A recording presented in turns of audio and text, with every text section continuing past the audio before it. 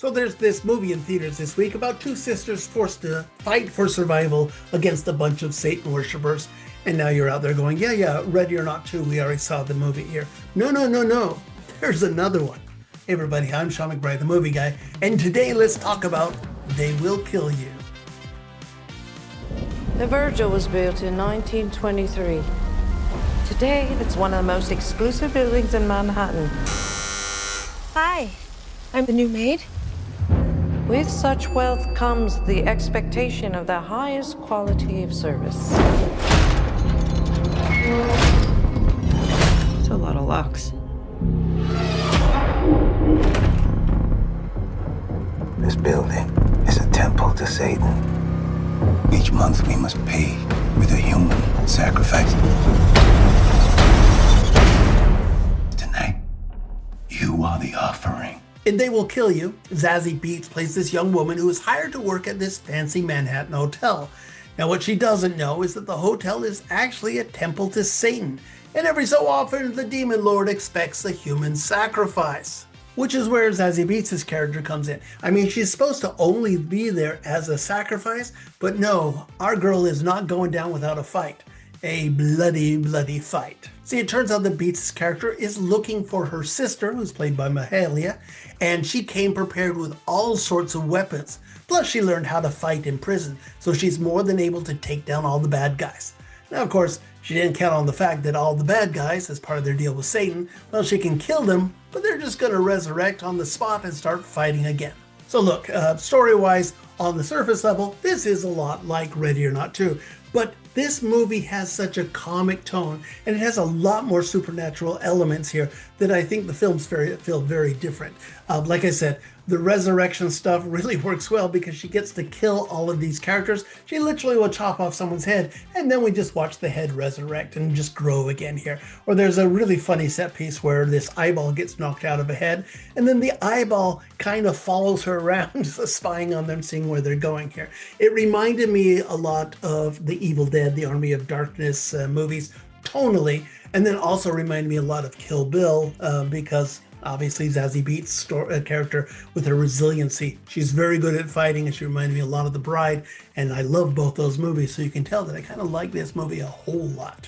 So I think that Zazie Beetz makes a pretty good action heroine here. She's resilient, she's relentless, and she's willing to take a beating and throw herself into the action sequences. It's a lot of fun to watch. Now, honestly, she gets stabbed a lot here, and she probably should have died 5 minutes into this movie, but yeah, this is a movie that's going to forgive some of those minor details. It's a little sloppy, to be quite honest. There's a moment earlier on when she gets stabbed in the back. She's wearing a white shirt. There's no blood on her back. It's just kind of sloppy. But you know, that's okay because the overall aesthetic here is covered in blood from head to toe. I mean, the first guy's head she chops off, yeah, it looks like a sprinkler was placed in the guy's neck. There's so much blood going on. I think this movie is pretty funny here, but it's over the top, silly humor. And the supernatural element allows the filmmakers to lean into that. There's a moment, where we cut off Heather Graham's character. She's one of the Satan worshippers. We cut off her head and it has to grow back. But it grows back like a little tiny pinhead, like the guy you see in Beetlejuice here. It's very funny here. There's a lot of those moments that I just laughed out loud at. But it's silliness, and it's just over the top silly. If you like the dark humor and you're okay with making fun of people who are getting their bodies chopped up, I think you'll enjoy this one here. Now, I will say that I think there's some really nice visual moments here. Sure, the overall aesthetic is covered in blood from head to toe, but occasionally there are these really great visually impressive shots. There's a moment where she's fighting a bunch of people in this darkened room, and so she wraps an axe in bandages and sets it on fire so that she has all these flames, and there she is wailing away on people with flames in the background. I thought, oh, this is really quite stunning visually here. Once again, it's mostly about the blood, but I think the special effects and the visuals are surprisingly really quite good. So the bottom line for me is I had a blast in this movie. I think Zazie Beetz and Mahalia are pretty good. Zazie Beetz in particular is our heroine. But I like the supporting cast, which includes everyone from Patricia Arquette to Tom Felton and Heather Graham. Really nice stuff here. I think it's very funny at times. I like the fighting sequence. I like the bonkers story. I just had a blast watching this movie. It's not one that's going to stay with me for long, but as a late night, midnight movie type of a thing, yeah, this is a lot of fun. And for that reason, I give They Will Kill You 3 stars out of 4. You know, we've seen Zazie Beetz in several movies that are kind of action or action adjacent here, and she's had to fight before, but I don't think I've ever been as impressed with her action heroine credentials as I was in this one. I thought she was a lot of fun, but I also can get that a lot of people will say, okay, that's just not realistic. It's hard to believe she gets stabbed so many times. Why did she not die? So anyway, I thought it was fine, but I have a suspension of disbelief around these things, so I was able to take it. What about you? Did you like Zazie Beetz' performance? If you did, I'd love to hear your comments.